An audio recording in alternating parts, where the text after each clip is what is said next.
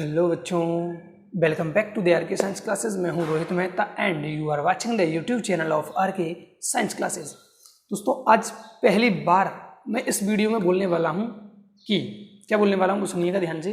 अगर आपको वीडियोज पसंद आ रहे हैं तो वीडियोज को लाइक कीजिए और चैनल को सब्सक्राइब कीजिए और बहुत जितना ज़्यादा हो सके उतना चैनल को या वीडियोज को क्या करें, शेयर करें, ताकि आप जो मेरे वीडियो हैं वो आप तक भी पहुँचे और दूसरे वाले जो अपने साथी हैं, दोस्त हैं, रिश्तेदार हैं, उन सब तक पहुँचे। ये पहली बार मैं किसी वीडियो में बोल रहा हूँ कि वीडियोज़ को लाइक करें, चैनल को सब्सक्राइब करें। नहीं तो आज तक मैंने कभी नहीं बोला कि वीडियोज़ को लाइक करें। अगर आपको वीडियो पसंद आ रहा है तो इसको ज़रूर लाइक करें। लाइक करने से क्या होगा, यूट्यूब की जो वीडियोज़ की रेस होती है उसमें हम थोड़ा आगे निकलेंगे। लाइक करने का ये फ़ायदा होता है, ठीक है। तो लाइक ज़रूर करें अगर वीडियो पसंद आ रहा है तो। आज का हमारा जो 12th बायो का चैप्टर चल रहा है, चैप्टर नंबर 5 मेंडल से संबंधित जो है वंशागति के नियम, उसमें लेक्चर नंबर 9 की बात करने वाले हैं, लेक्चर नंबर 9। और जो आज का हमारा टॉपिक है, वो है लिंग निर्धारण, सेक्स डिटरमिनेशन। आज का जो हमारा टॉपिक है वो क्या है, सेक्स डिटरमिनेशन है, यानी कि लिंग का निर्धारण करना, सेक्स डिटरमिनेशन, लिंग निर्धारण। अब देखिए, सबसे पहले तो परिभाषा की बात करते हैं, लिंग निर्धारण कहते कैसे हैं।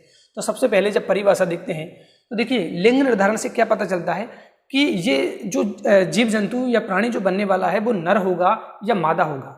नर या मादा का बनना ही या नर या मादा का निर्धारण करना ही क्या है, लिंग निर्धारण कहलाता है। तो सबसे पहले हम किसकी परिभाषा की बात करते हैं। परिभाषा क्या है कि जीवों का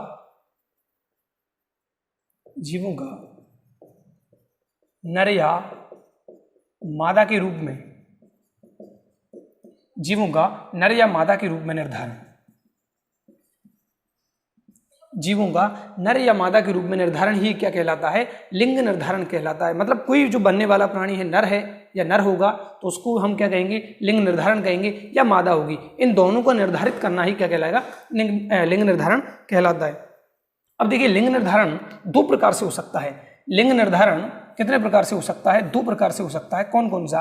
एक तो गुणसूत्र संबंधी हो सकता है, गुणसूत्रों के आधार पर, किसके, गुणसूत्रों के आधार पर हम कह सकते हैं कि लिंग का निर्धारण हो सकता है। और दूसरा, कुछ कारक ऐसे होते हैं जैसे कि पर्यावरण या पर्यावरणीय कारक। कुछ जीवों में क्या होता है, लिंग का निर्धारण पर्यावरण के कारण भी होता है। कुछ जीवों में पर्यावरण के कारण होता है, लेकिन अधिकांश जीवों में गुणसूत्रों के आधार पर ही लिंग का निर्धारण होता है। पर्यावरण में हम बात करते हैं, देखो एक लाइन लिखनी है इसमें, तो अगर लिंग का निर्धारण किसके द्वारा हो, पर्यावरण के द्वारा हो, पर्यावरण द्वारा। अगर लिंग का निर्धारण पर्यावरण द्वारा होता है तो इसको कहते हैं पर्यावरणीय निर्धारण या पर्यावरणीय लिंग निर्धारण। यानी कि इसमें किसने काम किया है, इसमें पर्यावरणीय कारकों ने किया है। जैसे कि हम बात करते हैं छिपकलियों में। दोस्तों, आज का जो वीडियो है वो 12th में है ही सही, लेकिन मैंने जब 10th की किताब को देखा, जो नई किताब आने वाली है, नई बुक आ रही है NCERT, उसमें भी ये टॉपिक है। तो ये वीडियो भी 10th वालों के लिए भी है और 12th वालों के लिए भी। हालांकि इसके बाद मैं एक और वीडियो शूट करने वाला हूं जो special only for 10th class के लिए होगा। तो पर्यावरणीय कारक में पर्यावरण द्वारा लिंग का निर्धारण होता है, जैसे कि छिपकलियों में। अब छिपकलियों में क्या होता है, अगर छिपकलियों के अंडों को थोड़ी सी गर्मी मिल जाए या थोड़ा सा टेम्परेचर मिल जाए, तो जो अंडे होंगे उनसे नर शिशु यानी कि नर छिपकलियां बनेंगी। अगर छिपकली के अंडों को थोड़ी सी गर्मी मिल जाती है, यानी कि गर्मी के सीजन में अधिकांश जो छिपकलियों के अंडे से बनने वाली जो छिपकलियां होंगी वो नर होंगी। और अगर इनको नमी मिल जाए, नमी या थोड़ी सी सर्दी मिल जाए, यानी कि गर्मी कम मिले, तो इससे क्या होगा, यानी कि यहाँ पर ताप ज़्यादा होगा और यहाँ पर ताप कम होगा, नमी होगी, तो इससे मादा छिपकलियों का विकास होता है, मादा छिपकलियों का विकास होता है। तो यहाँ से बात पता चल गया कि ये सब किसके द्वारा हो रहा है निर्धारण, ये टेम्परेचर पर निर्भर कर रहा है। तो टेम्परेचर एक प्रकार का क्या है, पर्यावरणीय कारक है, तो इसको कहेंगे हम पर्यावरणीय लिंग निर्धारण। यानी कि दो प्रकार का लिंग निर्धारण हो सकता है, एक तो गुणसूत्रों के आधार पर और एक पर्यावरण के आधार पर। पर्यावरण के आधार पर टेम्परेचर यहाँ पर डिपेंड करेगा, टेम्परेचर के ऊपर डिपेंड कर रहा है कि ये नर होगा या मादा होगी। अगर नर मतलब अंडों वगैरह को क्या मिल गया, अगर टेम्परेचर ज़्यादा मिल गया तो इससे नर छिपकलियों का विकास होगा, और टेम्परेचर अगर कम मिलता है तो इससे मादा छिपकलियों का विकास होता है। तो पहला एग्जाम्पल हमने देखा है छिपकलियों में, ये पहला एग्जाम्पल है छिपकलियों में। एग्जाम्पल नंबर 2 की बात करते हैं हम, तो इसमें आते हैं कृमि, जैसे कि गूल कृमि। जैसे कि गोलकृमि। गोलकृमि में भी क्या होता है, लिंग का निर्धारण किसके द्वारा होता है, टेम्परेचर के आधार पर होता है, यानी पर्यावरणीय कारकों के आधार पर होता है। इसी प्रकार तीसरा एग्जाम्पल लेते हैं हम मोलस्क संघ के प्राणी। मोलस्क का जो संघ है, थोड़ा कट गया, कोई दिक्कत नहीं, मोलस्क बोला है मैंने, यहाँ पर मोलस्क यानी कि मोलस्क का संघ के प्राणियों में भी लिंग निर्धारण किसके द्वारा होता है, पर्यावरणीय कारकों। अब मोलस्क क्या है, तो देखिए 12th वाले बच्चे 11th में पढ़ चुके हैं, मोलस्क का संघ है ना, जिसमें सीपी वगैरह आते हैं। और इसके बात करें हम 10th वाले बच्चे जब इसको देखेंगे, मोलस्क का क्या है बच्चों, आप भी कहाँ देख चुके हो, पढ़ चुके हो, 9th क्लास में पढ़ चुके हो, चैप्टर नंबर जो 5, 6, 7 जो भी था उसमें पॉरीफेरा, सिलेंट्रेटा, निडेरिया, एस्के एल्मिंथीज, ब्रेडी एल्मिंथीज सब पढ़ा तुमने, वहां पर पढ़ा होगा तुमने मोलस्क का। और मोलस्क का संघ के प्राणियों में कौन सा ब्लड पाया जाता है, इसमें नीला खून पाया जाता है। कैसा खून पाया जाता है, नीला खून पाया जाता है। इनमें रेड ब्लड नहीं होता है, लाल कलर का खून नहीं होता है, इनमें नीले कलर का क्या होता है, खून होता है। तो ये देखिए पर्यावरणीय कारकों द्वारा छिपकलियों में, कृमियों में यानी कि जैसे गोलकृमि हो सकता है, और कुछ मोलस्कों में क्या होता है, पर्यावरणीय कारकों द्वारा लिंग का निर्धारण होता है। ताप पर डिपेंड करेगा। अब बात करते हैं हम गुणसूत्रों द्वारा लिंग निर्धारण। तो गुणसूत्रों द्वारा लिंग निर्धारण पर सबसे पहले काम कर रहे थे कौन, हैंकिंग। सबसे पहले वैज्ञानिक काम कर रहे थे वो हैं हैंकिंग। क्या नाम है, हैंकिंग। कब काम कर रहे थे, ये कर रहे थे 1819 में। कब काम कर रहे हैं, 1819 में काम कर रहे थे। अब देखिए, हालांकि इनको ये पता नहीं था कि मैं लिंग निर्धारण पर काम कर रहा हूं, लेकिन ये शुक्र जनन की क्रिया पर क्या कर रहे थे, कुछ कीटों में अध्ययन कर रहे थे। शुक्र जनन क्रिया किसमें, कीटों में। ये कीटों में शुक्र जनन की क्रिया का अध्ययन कर रहे थे। शुक्र जनन क्या है, शुक्र जनन है शुक्राणुओं का निर्माण। शुक्राणुओं का बनना या निर्माण क्या कहलाता है, शुक्र जनन कहलाता है। तो शुक्राणुओं के बनने पर कुछ कीटों में अध्ययन कर रहे थे, यानी कि शुक्र जनन की क्रिया का अध्ययन कर रहे थे। कौन कर रहे थे, हैंकिंग। कब कर रहे थे, 1819 में। अब हैंकिंग ने जब शुक्र जनन नलिकाओं में देखा शुक्र जनन की क्रिया को होती हुई, तो इन्होंने देखा कि इनके द्वारा, कुछ कीटों के द्वारा 2 प्रकार के शुक्राणुओं का निर्माण हो रहा है। किसका निर्माण हो रहा है, 2 प्रकार के शुक्राणुओं का निर्माण हो रहा है। ये इनकी टेल बना दी मैंने, शुक्राणु बन गए। अब इन शुक्राणुओं में इन्होंने देखा कि कुछ शुक्राणु और बना देते हैं। चलो, ये बना दिया हमने, ये बना दिया, ये बना दिया, बहुत सारे बना दिए, ये लो। अब इन्होंने देखा कि कुछ शुक्राणुओं में यहां पर एक विशेष संरचना दिखाई दे रही थी। ऐसे कुछ शुक्राणु में एक विशेष संरचना नजर आ रही थी, जबकि कुछ शुक्राणुओं में कोई विशेष संरचना नहीं थी। क्या कहा कि शुक्र जनन नलिका में जब ये शुक्र जनन की क्रिया का अध्ययन कर रहे थे, शुक्र जनन की क्रिया का अध्ययन कर रहे थे कौन, हैंकिंग, तो इन्होंने देखा कि कुछ कीटों के या कुछ कीटों में 2 प्रकार के शुक्राणुओं का निर्माण होता है। कौन कौन से प्रकार के थे, ये आपके सामने मैंने चित्र बना दिया है। यानी कि कुछ शुक्राणु तो ऐसे थे जिनमें केंद्र में कुछ चीज थी, कुछ पदार्थ इनको दिखाई दिया, यानी कि केंद्र में कुछ है। कुछ शुक्राणुओं में, आधे शुक्राणुओं के केंद्र में कुछ है, जबकि आधे शुक्राणुओं के केंद्र में कोई विशेष संरचना नहीं है। तो इन्होंने सोचा मैं इसको कोई नाम देता हूं। और जब भी वैज्ञानिक नाम देते हैं तो उनको नाम तो बाद में दिया जाता है, असली नाम उस टाइम कुछ कह देते हैं। जैसे कि इन्होंने इसको एक्स फैक्टर कहा, एक्स कारक कहा, या एक्स काय कहा। इसको क्या नाम दिया, एक्स बॉडी एक्स काय। यानी कि हम भी नाम दे देते हैं, जैसे मैथ्स में सवाल करते हैं, माना उसकी आयु x है, तो ऐसे ही इन्होंने इसको क्या कह दिया, इसको x बॉडी नाम दिया। अब धीरे धीरे इन पर अध्ययन किया, ये x बॉडी है क्या चीज, तो बाद में पता चला कि ये तो गुणसूत्र है। बाद में क्या पता चला कि ये जो x काय, जिसको हैंकिंग ने x काय नाम दिया, उसको बाद में नाम दे दिया गया x गुणसूत्र। इसको बाद में क्या नाम दिया, x क्रोमोसोम या x गुणसूत्र। इसको बाद में नाम दिया गया x गुणसूत्र।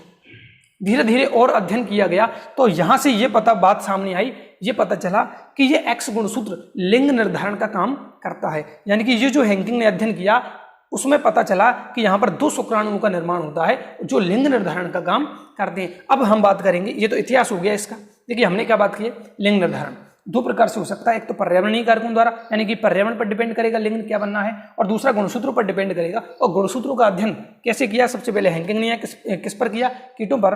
किसमें, शुक्र जनन की क्रिया का अध्ययन कर रहे थे। कुछ शुक्राणु में एक्स बॉडी थी, जिसको एक्स बॉडी नाम दिया, कुछ पदार्थ था, और कुछ में एक्स पदार्थ नहीं था। तो इन्होंने नाम दिया हैंकिंग ने एक्स का है, जिसको बाद में कहा एक्स गुणसूत्र।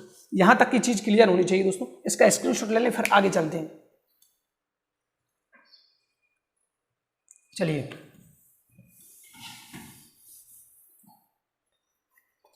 तो यहाँ तक की बात समझ में आ गई होगी। सबसे पहले एक्स गुणसूत्र मतलब देखा किसने या एक्स का नाम किसने दिया, तो नाम दिया हेंकिंग ने। कब दिया? 1819 में। कब दिया? 1819 में। तो अब देखिए क्या होता है। अब हमें पता है कि हमारे मानव शरीर में 44 गुणसूत्र तो कैसे होते हैं जो लिंग का निर्धारण नहीं करते, और 2 गुणसूत्र कैसे होते हैं जो लिंग का निर्धारण करते हैं, यानी कि 46 गुणसूत्र होते हैं।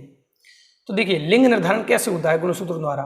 लिंग निर्धारण कैसे होता है, तो हम सबसे पहले बात करते हैं किसी भी प्राणी में गुणसूत्र 2 प्रकार के होते हैं। किसी भी प्राणी में गुणसूत्र 2 प्रकार के होते हैं। कौन कौन से गुणसूत्र हैं? एक तो होते हैं जो लिंग का निर्धारण करते हैं, उनको कहते हैं लिंग गुणसूत्र, सेक्स क्रोमोसोम। सेक्स क्रोमोसोम इनको क्या कहा जाता है? इनको सेक्स क्रोमोसोम लिंग गुणसूत्र कहा जाता है। क्यों कहा जाता है? क्योंकि ये लिंग का निर्धारण करते हैं। क्योंकि ये लिंग का निर्धारण करते हैं, इसलिए इनको लिंग गुणसूत्र सेक्स क्रोमोसोम कहा जाता है। और दूसरे जो लिंग का निर्धारण नहीं करते, इनको अलिंग गुणसूत्र कहा जाता है। क्या कहा जाता है? अलिंग गुणसूत्र कहा जाता है, या इनको ऑटोसोम्स कहते हैं। ऑटोसोम्स, इनको अलिंग गुणसूत्र क्यों कहा? क्योंकि ये लिंग निर्धारण का कार्य या नहीं करते हैं, लिंग निर्धारण नहीं करते हैं, इसलिए इनको अलिंग गुणसूत्र ऑटोसोम्स कहा। और जो गुणसूत्र लिंग का निर्धारण करते हैं उनको सेक्स क्रोमोसोम यानी कि लिंग गुणसूत्र कहा। अब देखिए मानव के हम एग्जाम्पल के रूप में बात करते हैं, तो मानव में 46 गुणसूत्र होते हैं। 2 गुणसूत्र तो कैसे होते हैं? लिंग गुणसूत्र होते हैं, जबकि 44 गुणसूत्र कौन से होते हैं? ऑटोसोम्स होते हैं। और टोटल दोनों को जोड़ा जाए तो कितने होंगे? 46। 44 तो नर और मादा दोनों में सेम होंगे, नर व मादा में समान। नर और मादा में 44 गुणसूत्र तो समान होंगे, जबकि जो 2 लिंग गुणसूत्र हैं ये नर में तो होंगे XY और ये मादा में होंगे XX। नर में तो क्या होंगे? XY होंगे, और मादा में क्या होंगे? XX होंगे। तो ये हमने मानव की बात की है यहाँ पर। तो यानी कि 2 प्रकार के गुणसूत्र हो सकते हैं। एक तो लिंग गुणसूत्र जो लिंग का निर्धारण करते हैं, मानव की बात की, और एक होते हैं अलिंग गुणसूत्र ऑटोसोम्स जिन्हें कहते हैं, ये लिंग का निर्धारण नहीं करते हैं। मानव में हमने बात की तो टोटल होते हैं 46 गुणसूत्र, या इसको ऐसे में लिख सकता हूं 2n इज इक्वल टू कितना होगा? कितना होगा भाई? 46। और n अगर अगुणित कोशिका बनाएंगे तो हम बनाएंगे 23 गुणसूत्र। ये आगे काम आएगा जब हम पढ़ेंगे अगली वीडियो में मानव में लिंग निर्धारण। अभी लिंग निर्धारण के टाइपों की भी बात करने वाले हैं, तो एक बार इसका भी स्क्रीनशॉट लें। चलिए अब हम बात करेंगे लिंग निर्धारण कितने प्रकार का होता है। किसके आधार पर? गुणसूत्रों के आधार पर। गुणसूत्रों के आधार पर पढ़ रहे हैं, क्योंकि पर्यावरण में हमें डिटेल पढ़नी नहीं थी, मात्र 2 एग्जाम्पल आए। लिंग निर्धारण के प्रकार कर देते हैं अब यहाँ पर। तो सबसे पहले तो मैं नाम लिख देता हूं भाई। लिंग निर्धारण मुख्यतः 4-5 प्रकार का होता है। देखिए कौन कौन से। सबसे पहले जो लिंग निर्धारण होगा उसमें हम लिखेंगे X0 प्रकार का लिंग निर्धारण। ध्यान देना है, इसको XO नहीं पढ़ा जाता। यानी कि देखो वैसे तो क्या होता है XX या XY हम ऐसे लिखते हैं, लेकिन अगर X है ही नहीं तो यहाँ पर क्या लिखा जाएगा? 0, ना कि O। जैसे यहाँ पर ना होता तो क्या लिखते? 0, ये O नहीं है, तो ये क्या है? X0। X0 प्रकार का लिंग निर्धारण कहते हैं। सबसे पहला ये हमारे 12th में है। दूसरा XY XX या उल्टा भी लिख सकते हैं, या XXXY प्रकार का लिंग निर्धारण। इसको भी दूसरा नाम दिया जा सकता है X0 XX प्रकार का लिंग निर्धारण। तीसरे में बात करते हैं हम। तीसरे में ZW और ZZ प्रकार का लिंग निर्धारण। और चौथे में हम बात करेंगे अगुणित द्विगुणिता प्रकार का लिंग निर्धारण। अगुणित द्विगुणिता प्रकार का लिंग निर्धारण। तो हमारे पास सबसे पहले क्या है कि लिंग निर्धारण 4 प्रकार का हो सकता है। सबसे पहले X0 प्रकार का, या X0 XX प्रकार कह सकते हैं इसको। दूसरा है XY और XX या XXXY प्रकार का लिंग निर्धारण। तीसरा है WZ, सॉरी उल्टा बोल गया, ZW और ZZ प्रकार का लिंग निर्धारण, और चौथा है अगुणित द्विगुणिता प्रकार का लिंग निर्धारण। तो अब हम सबसे पहले स्टार्ट करने वाले हैं किसको, सबसे पहला जो है हमारा, तो हेडिंग डाल देते हैं नंबर 1, X0 प्रकार का लिंग निर्धारण। अब मैं इनको हटा देता हूं यहां से।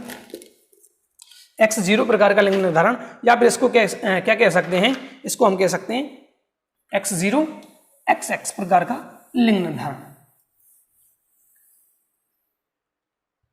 अब देखिए भाई, X0 प्रकार के लिंग निर्धारण की बात करते हैं तो देखिए नर भी होगा और मादा भी होगी, दो प्राणी होंगे।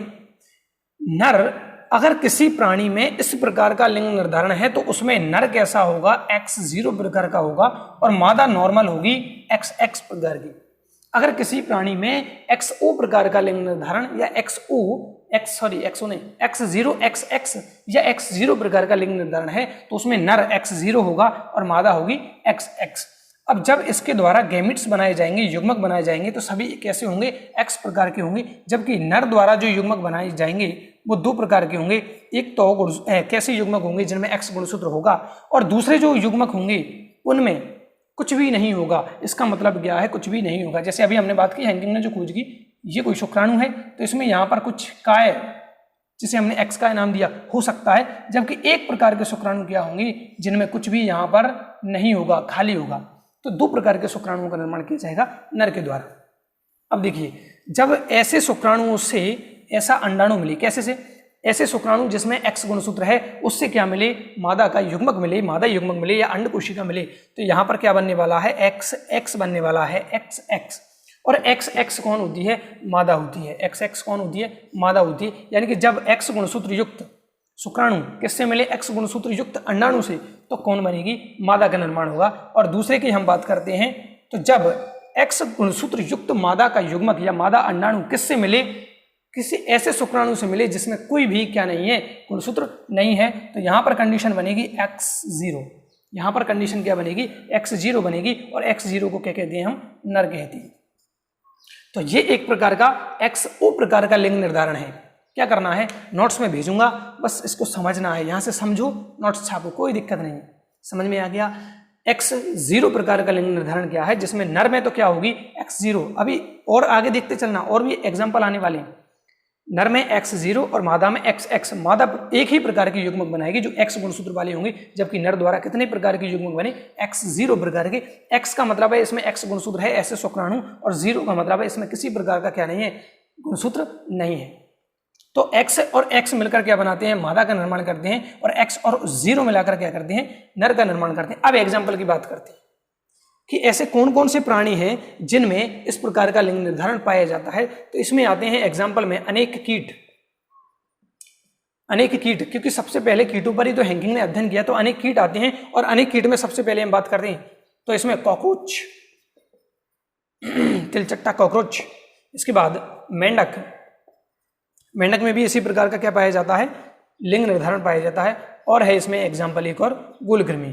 कौन है, गुलकृमि। तो ये एग्जाम्पल है किसके, जिनमें X0 प्रकार का या X0 XX प्रकार का लिंग निर्धारण पाया जाता है। क्यों कहा इसको X0 XX, भाई इसको अपन क्या कह रहे हैं, X0 XX प्रकार का, इसलिए कहा है इसको क्योंकि नर कैसा है, X0 है, और मादा कैसी है, XX है, तो इसको कहा हमने X0 XX, या फिर सिंपल भी कह सकते हैं X0। क्यों, क्योंकि अब इसको लिखने की जरूरत नहीं है, क्योंकि मादा हमेशा, ज्यादातर कितनी होगी, ज्यादातर की बात कर रहा हूं, हमेशा नहीं होगी।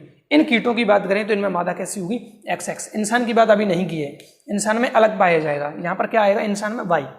तो ये होता है हमारा पहले प्रकार का कौन, लिंग निर्धारण। हालांकि कॉकरोच का एक स्पेशल ब्लाटा प्रजाति आती है, ब्लाटा प्रजाति, जो ब्लाटा प्रजाति आती है, ब्लाटा प्रजाति में देखिए अब कितने गुणसूत्र होंगे ब्लाटा प्रजाति के, नर और मादा में।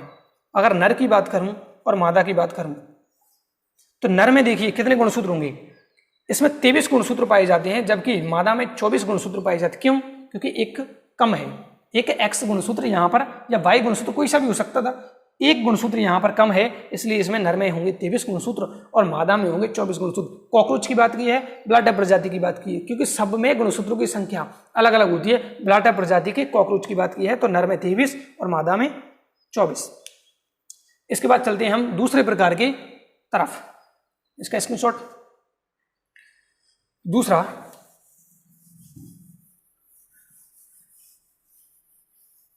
यहां तक तो कोई दिक्कत होनी नहीं चाहिए।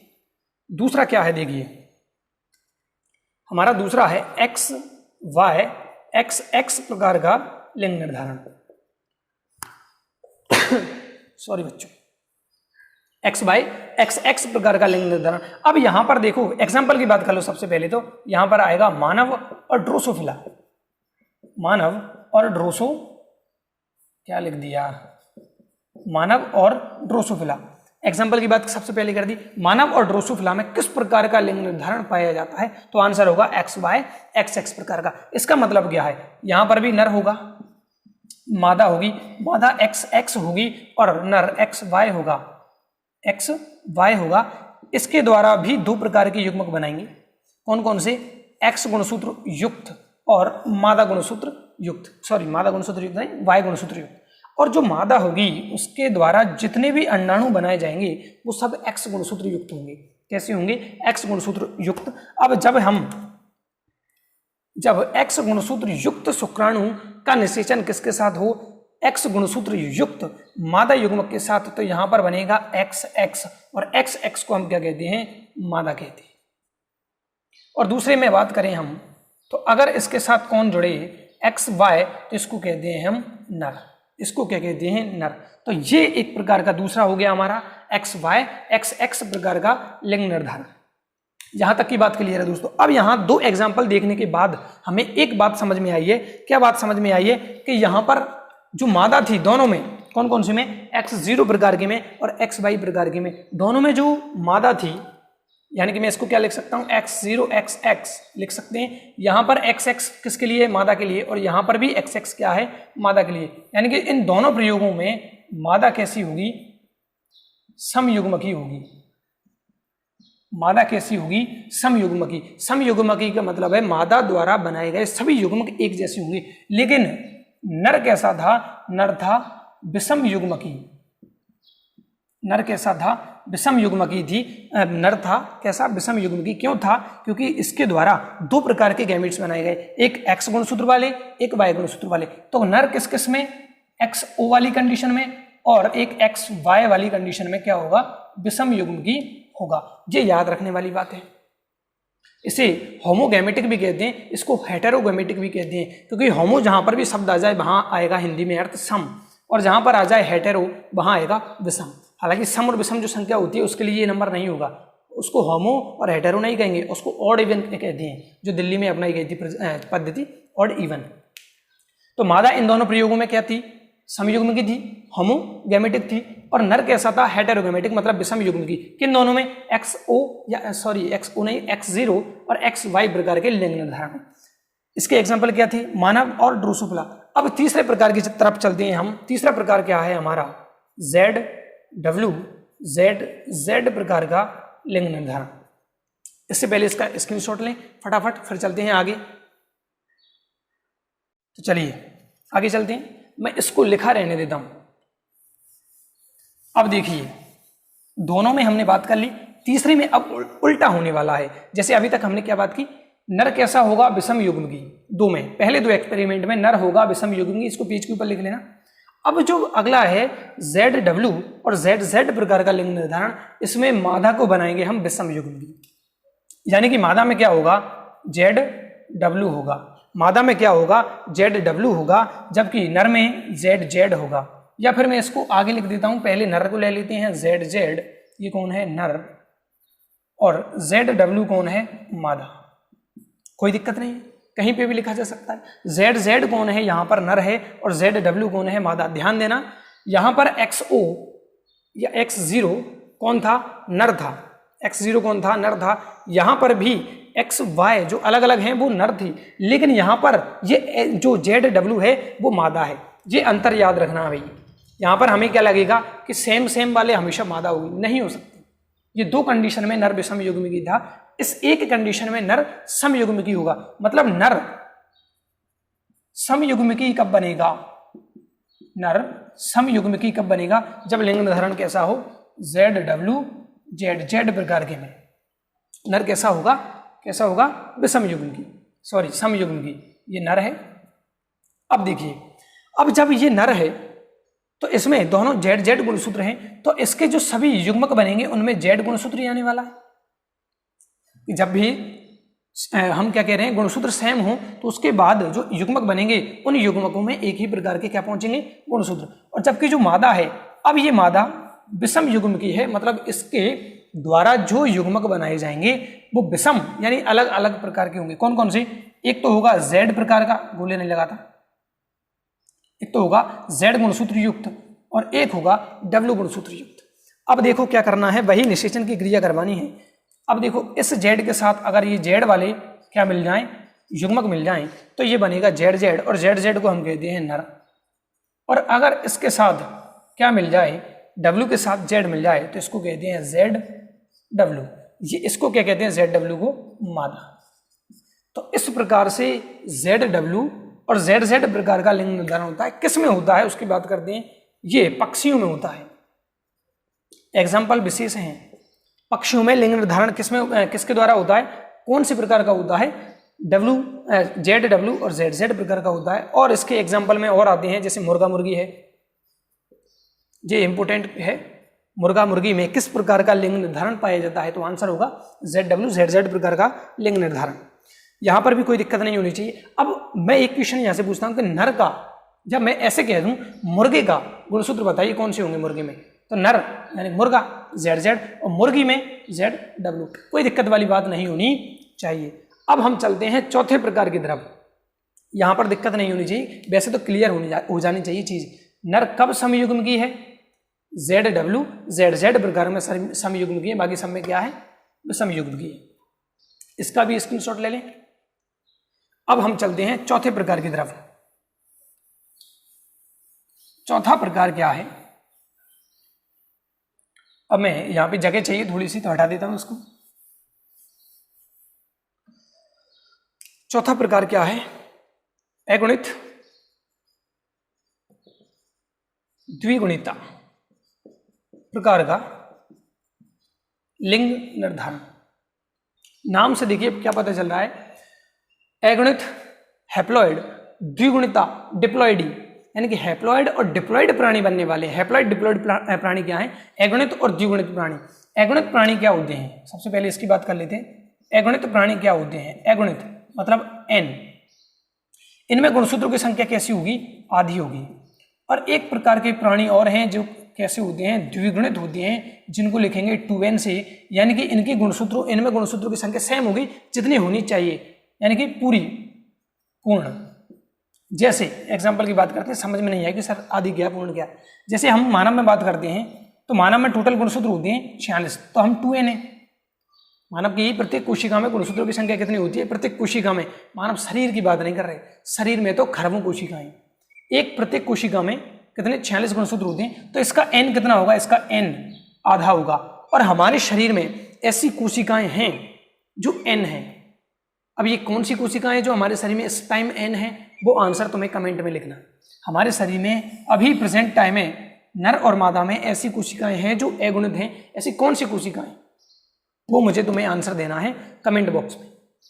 तो देखिए हमारे पास क्या है, 46 गुणसूत्र है, लेकिन 23 गुणसूत्र जब हो जाए किसी कोशिका में तो उसको कहेंगे अगुणित कोशिका, और जब 46 गुणसूत्र नॉर्मल हो तो उसको कहेंगे द्विगुणित कोशिका। अब हम चलते हैं इससे लिंग निर्धारण कैसे होता है।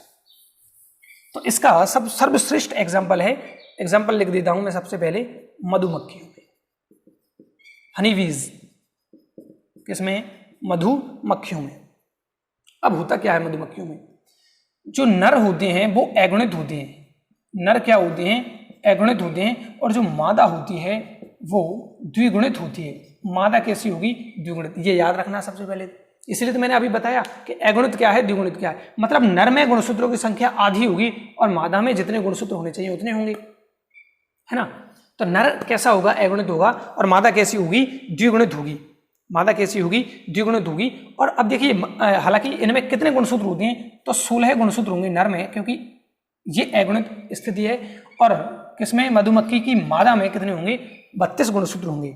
कितने गुणसूत्र होंगे, 32। ये अगुणित है, ये द्विगुणित है। अब इनके द्वारा क्या बनवाएं, युग्मक बनवाने हैं। क्या बनवाने हैं, युग्मक। अब देखिए इससे युग्मक बनवाएंगे तो यहाँ पर 16 गुणसूत्र वाला और 16 गुणसूत्र वाला बनना है, क्योंकि युग्मक में गुणसूत्रों की संख्या कितनी हो जाएगी, आधी हो जाएगी प्रत्येक सेल से। तो 16 गुणसूत्र युक्त क्या बन गए, 16 गुणसूत्र आ गए प्रत्येक युग्मक में। यानी कि यहाँ पर कौन सा विभाजन हुआ है, यहाँ पर अर्धसूत्री विभाजन होता है। कौन सा विभाजन होता है, अर्धसूत्री। ध्यान से समझना इस चीज को। मादा में 32 गुणसूत्र होते हैं, जबकि नर में केवल कितने गुणसूत्र होते हैं, 16 गुणसूत्र होते हैं। अब जब मादा अपनी युग्मक बनाएगी, जब अंडाणु बनाएगी, तो ये क्या करेगी, अर्धसूत्री विभाजन करेगी। याद रखना, मादा मधुमक्खी द्वारा युग्मक बनाते समय किस प्रकार का विभाजन होता है, तो वो आंसर होगा अर्धसूत्री विभाजन। अच्छा क्वेश्चन। युग्मक बन गए। अब तुम्हें क्या पता है, तुम इतना जानते होंगे कि अगर कोई युग्मक मिलते हैं तो उनमें गुणसूत्र की संख्या सेम होती है। मतलब इसके द्वारा, नर के द्वारा भी जो युग्मक बनाए जाएंगे उनमें भी गुणसूत्रों की संख्या कितनी होगी, 16 होगी। अब किसी कोशिका से 16 गुणसूत्र है किसी कोशिका में, उससे 16 गुणसूत्र वाली ही दूसरी कोशिका या युग्मक बन जाए, तो इसको कौन सा विभाजन कहते हैं, इसको हम कहते हैं समसूत्रीय विभाजन। समसूत्रीय विभाजन। यहां पर फंस गए हम, कहां फंसे वो ध्यान से देना। फंसे तो क्या, यहां पर समसूत्री विभाजन किस में होगा, नर में जब युग्मक बनाएगा तो समसूत्री विभाजन द्वारा बनती है, और जब मादा अपनी युग्मक बनाएगी तो अर्धसूत्री विभाजन द्वारा बनाती है। ये बात क्लियर होनी चाहिए कि मादा द्वारा युग्मक बनाए जाते हैं अर्धसूत्री विभाजन द्वारा, जबकि नर मधुमक्खी द्वारा, जिसे ड्रोन भी कहते हैं, नर मधुमक्खी को क्या कहते हैं, ड्रोन।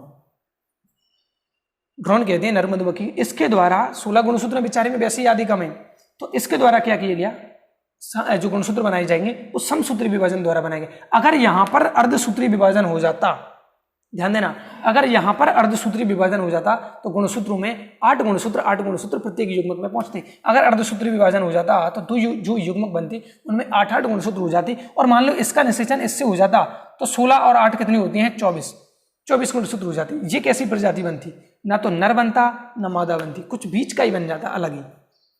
आगे बात समझ में।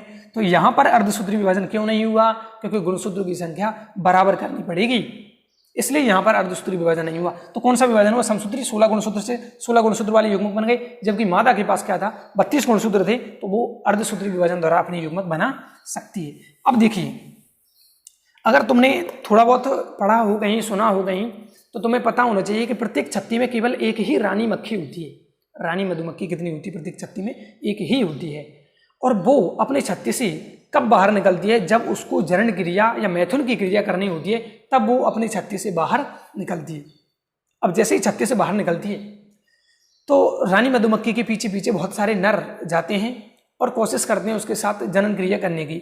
और जैसे अब देखो, उसके पीछे सैकड़ों नर उड़ते हैं। जैसे एक रानी मक्खी आसमान की तरफ उड़ी है, उसके पीछे सैकड़ों नर उड़ के जाते हैं जनन करने के लिए। अब क्या होता है, कोई एक ही नर, क्योंकि बीच में कोई टकराएगा, कोई लड़ेगा, कोई भिड़ेगा, किसी का एक्सीडेंट होगा, पता नहीं क्या क्या होगा, और मादा हाईएस्ट ऊपर तक चलती जाती रहती है, उड़ती रहती है, नर उसके पीछे पड़े रहते हैं। 2-4 नर पहुंचते हैं, उनमें से भी केवल एक ही नर होता है जो जनन की क्रिया कर पाता है। इतना कंपटीशन होता है इनमें। तो एक ही नर, एक ही उस रानी मक्खी के साथ क्या कर पाता है, जनन क्रिया कर पाता है। और जनन क्रिया के बाद रानी मक्खी क्या करती है, उससे नर से प्राप्त शुक्राणुओं को अपने कोष में या अपने शरीर में स्टोर कर लेती है, भंडारित कर लेती है। अब क्या करती है, यानी कि ये इसने क्या किया, रानी मक्खी ने शुक्राणु इसके रख लिए, जिन उन शुक्राणु में 16 गुणसूत्र थे। अब ये क्या करती है, वापस अपनी छत्ती में आ जाती है। ध्यान देना बात को, ध्यान से सुनना बात को। रानी मक्खी जनन क्रिया के बाद कहाँ आ जाती है, या मैथुन करने के बाद कहाँ आ जाती है, वापस अपने, अच्छा जो रानी उड़ती है उसको मैथुनी उड़ान कहते हैं, उसको मैथुनी उड़ान कहते हैं। ये परिभाषा आती है 12th बायो एग्रीकल्चर में, मैथुनी उड़ान किसे कहते हैं। तो मैथुन क्रिया के लिए रानी मधुमक्खी द्वारा भरी गई उड़ान को मैथुनी उड़ान कहते हैं। अब मैथुन करने के बाद, यानी कि मैथुनी उड़ान कंप्लीट होने के बाद रानी मक्खी वापस कहाँ आ जाती है, छत्ती में आ जाती है। अब नर भी वापस आने की कोशिश करते हैं, नर भी वापस छत्ते में आने की कोशिश करते हैं, लेकिन जो श्रमिक मधुमक्खियां हैं वो उनमें लात मार के भगा देती हैं। बेटा तेरा काम हो चुका है, तू अब छत्ते से बाहर निकल। उसको भोजन पानी नहीं करने देती हैं, और नर या तो मैथुन के तुरंत बाद उसकी मौत हो जाती है, या फिर भूखे प्यासे रहने के कारण उसकी मौत हो जाती है। तो यानी कि नर की मौत फिक्स है। किसके बाद, मैथुन क्रिया के बाद नर का मरना तय है। अब देखिए आगे चलते हैं। रानी मक्खी आई छत्ती में, उसके पास अंडाणु भी बनेंगे और उसके पास शुक्राणु भी हैं। अगर देखिए, अब अगर किसी अंडाणु, अब उसने अंडाणु बनाए रानी मक्खी ने, अगर अंडाणु के, अब देखो अंडाणु में क्या है 16 गुणसूत्र हैं, अगर इस अंडाणु को शुक्राणु से फर्टिलाइज कर दिया इसने तो यहाँ पर कितने गुणसूत्र हो जाएंगे? 32 गुणसूत्र हो जाएंगे। कितने गुणसूत्र हो जाएंगे? 32 गुणसूत्र हो जाएंगे, यानी कि निषेचन की क्रिया हो जाएगी। यानी कि क्या हो जाएगी? निषेचन की क्रिया। और जैसे ही 32 गुणसूत्र होंगे तो वो क्या हो जाएगी? मादा। ये थोड़ा अलग ही प्रकार का है, प्रकृति में थोड़ा अलग ही प्रकार का होता है। तो आगे बात समझ में, अगर शुक्राणु और अंडाणु दोनों मिल रहे हैं, 16-16 गुणसूत्र वाले हैं, कैसे बने? अर्धसूत्री विभाजन द्वारा मादा में और समसूत्री विभाजन द्वारा नर में। अब दोनों अगर अंडाणु शुक्राणु मिलते हैं तो कितने गुणसूत्र हो गए? इसमें 32 गुणसूत्र हो गए। और जैसे ही 32 गुणसूत्र होते हैं ये मादा बनेगी, या फिर क्या बन सकती है? ये श्रमिक बन सकती है। लेकिन मादा जननक्षम होती है, यानी कि इसमें जनन की क्षमता होती है, और जबकि श्रमिक में जनन की क्षमता नहीं होती है, यानी कि ये कैसे होते हैं? ये स्टेराइल यानी कि बंधे होते हैं, जनन की क्रिया नहीं कर पाते। ये कैसी होती है? उर्वर, यानी कि जननक्षम होती है, जनन की शक्ति है, जबकि श्रमिकों के पास बंध्यता पाई जाती है। अब देखिए, अगर इस अंडाणु को शुक्राणु मिल गया तो 32 गुणसूत्र हो जाएंगे, मादा का निर्माण होगा। लेकिन जैसे ही मादा के शरीर में या रानी मक्खी के शरीर में शुक्राणु की संख्या खत्म हो जाती, जैसे जैसे भाई शुक्राणु और अंडाणु को मिलाती चलेगी, जब उसको जरूरत पड़ेगी तब वो क्या बनाती चलेगी? श्रमिक या फिर रानी मक्खी बनाती चलेगी। लेकिन रानी मक्खी बननी एक ही है। रानी मक्खी कब बनती है? जब उसको रॉयल जेली खिलाई जाती है, अभी बनती है। पढ़ा होगा इतना हालांकि डीप में जाना नहीं है अपने को, पढ़ा है बचपन में, या 8th या 9th क्लास या 10th क्लास में जरूर पढ़ा होगा। अब देखिए, सभी जो शुक्राणु थे वो खत्म हो चुके हैं, लेकिन रानी मधुमक्खी अभी भी क्या बना रही है? युग्मक बना रही है, मादा युग्मक बना रही है। अब इसको कौन नहीं मिल सकता? इसको शुक्राणु नहीं मिल सकता। तो ये क्या करेगी? इसको डायरेक्ट ही कन्वर्ट कर देगी किसमें? यानी कि जो संतति बनेगी उसमें केवल कितने गुणसूत्र रह जाएंगे? 16 गुणसूत्र रह जाएंगे। और 16 गुणसूत्र रहने के कारण ये क्या बनेगा? नर बनेगा। क्या बनेगा? नर बनेगा। क्यों बना? समझ में आ गई बात। जो मादा युग्मक शुक्राणुओं द्वारा फर्टिलाइज निषेचित नहीं होते हैं उनसे नर का निर्माण होता है। मतलब मधुमक्खी में क्या होता है? जो मादा का निर्माण होता है ये तो निषेचन से होता है। किससे होता है? निषेचन से निर्माण होता है। जबकि इससे जो नर बनेगा वो बिना निषेचन के होगा। और जब बिना निषेचन के कोई प्राणी का विकास हो जाए तो इसको ऐसे हम कहते हैं पार्थेनोजेनेसिस, एनिशिक फलन या एनिशिकता या एनिशिक जनन। इस प्रकार का जनन जिसमें शुक्राणु और अंडाणु का निषेचन नहीं होता है, दोनों नहीं मिल पाते, फिर भी जीव का निर्माण हो जाता है, प्राणी का या युग्मनज का निर्माण होता है, इसको एनिशिक जनन पार्थेनोजेनेसिस कहते हैं। इसको क्या कहते हैं? पार्थेनोजेनेसिस। इसको पार्थेनोजेनेसिस कहते हैं। इतना क्लियर है दोस्तों? कब बनेगा? अब एक और चीज मैं बता देता हूं। मान लो कोई नर मक्खी है, नर मधुमक्खी की बात कर रहे हैं, कोई नर मक्खी है तो क्या उसका कोई पिता होगा? अगर कोई नर मक्खी है तो क्या उसका कोई पिता होगा? नर मक्खी का पिता होगा या नहीं होगा? इसका आंसर भी तुम्हें कमेंट में डालना है। और दूसरा क्वेश्चन मेरा ये है, क्वेश्चन लिख देता हूं इसको, कि अगर कोई नर संतान है, अगर कोई नर संतान है तो क्या उसके दादा होंगे? हालांकि ये तो क्वेश्चन छोड़ो, खैर कोई दिक्कत नहीं है। अगर इसका आंसर आ गया तो समझ जाओ सारे आंसर कर सकती हो। क्या नर मक्खी का पिता होगा? ये क्वेश्चन टाइप करना है कमेंट बॉक्स में। तो ये आज की वीडियो में हमने क्या पढ़ा है? लिंग निर्धारण किसे कहते हैं? किसी भी प्राणी का लिंग निर्धारित करना, यानी कि नर होगा या मादा होगा, ये पता लगाना क्या कहलाता है? लिंग निर्धारण कहलाता है। लिंग निर्धारण के प्रकारों में हमने बात की सबसे पहले X0 प्रकार का लिंग निर्धारण, या इसको X0 और XX प्रकार का लिंग निर्धारण कहते हैं। एग्जाम्पल की बात की हमने कीट में, कॉकरोच, मेंढक, गोलकृमि, इनमें क्या पाया जाता है? X0 प्रकार का लिंग निर्धारण पाया जाता है। इसके बाद दूसरा हमने देखा XY, XX प्रकार का लिंग निर्धारण मानव में और ड्रोसोफिला में। इन दोनों कंडीशन में क्या देखी हमने? जो नर होंगे वो विषम युग्म की होंगे, लेकिन जो मादा होंगी वो दोनों सम युग्म की होंगी, यानी कि मादा के द्वारा एक ही प्रकार के युग्म बनाई जाती हैं, जबकि इनमें नर द्वारा 2 प्रकार के गैमीट्स बनाई जाती हैं। तीसरा हमने क्या देखा? ZW, ZZ प्रकार का लिंग निर्धारण, ये देखा हमने पक्षियों में और किसमें होता है? मुर्गा मुर्गियों में। इनमें क्या होता है? इनमें नर सम युग्म की होता है, जबकि मादा विषम युग्म की होती है। और जो चौथा एग्जाम्पल हमने देखा मधुमक्खियों में, वो कैसे होता है? अगुणित द्विगुणित प्रकार का लिंग निर्धारण। अगुणित कौन होता है? नर होता है। और द्विगुणित कैसे कौन होता है? मादा होती है। और श्रमिक भी द्विगुणित होती है। लेकिन श्रमिक और मादा में अंतर कितना सा है कि मादा को खाने के लिए मतलब मादा तो है, मादा जब रानी बनेगी तो इसको रॉयल जेली नामक जो पदार्थ होता है उसमें खाने वाला वो प्राप्त होता रहेगा। और बिना निषेचन के जीव का निर्माण होना क्या कहलाता है? अनिषेक जनन कहलाता है। ये आज का वीडियो है। अगली वीडियो में हम क्या बात करने वाले हैं? अगली वीडियो में हम देखेंगे मानव में लिंग निर्धारण। इसके बाद जो अगला वीडियो है वो आएगा मानव में लिंग निर्धारण। तब तक के लिए घर पे रहें, सावधान रहें। Tata, bye bye, see you, जय हिंद, जय भारत।